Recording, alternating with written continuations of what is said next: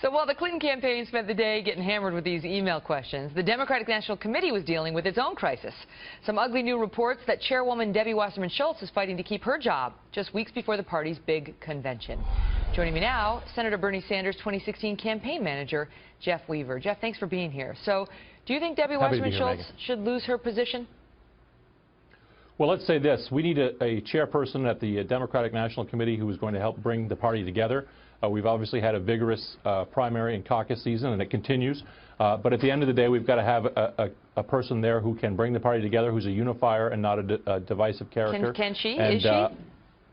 And, you know, I think there's been a pattern of conduct over the course of this campaign, whether it was the early scheduling of debates, where there were a limited number of debates scheduled on weekends no one would watch, whether it was the joint fundraising agreements with the Clinton campaign, which were meant to funnel money up to the DNC from state parties, whether it was cutting off our campaign from its data right before the Iowa caucuses, or limiting the number of Sanders backers who were on some of the standing committees at the Democratic National Committee. I think there's been a pattern of behavior, and most recently, what's drawing criticism is sort of incendiary comments made after the Nevada caucuses. So you think she's got the thumb on the scale for Hillary?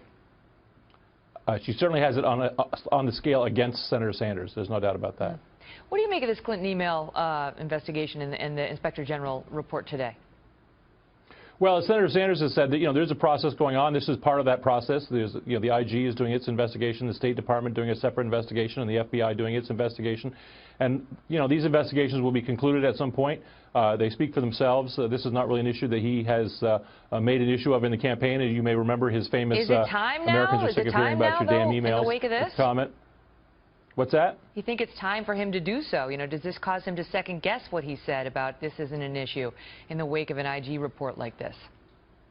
No, I think where his campaign has focused and continues to focus, he wants to talk about important substantive differences between himself and Secretary Clinton on the minimum wage, where he supports 15 and she supports 12, on creating health care as a right in this country, dealing with climate change, clamping down on Wall Street, dealing with the corrupt campaign finance system. Those are the issues that are at the heart of his campaign and his candidacy, and that's where he has really focused and will continue to focus his attention. I know Senator Sanders says he's in this for the long haul. Donald Trump says he believes that he's not, that Bernie isn't necessarily.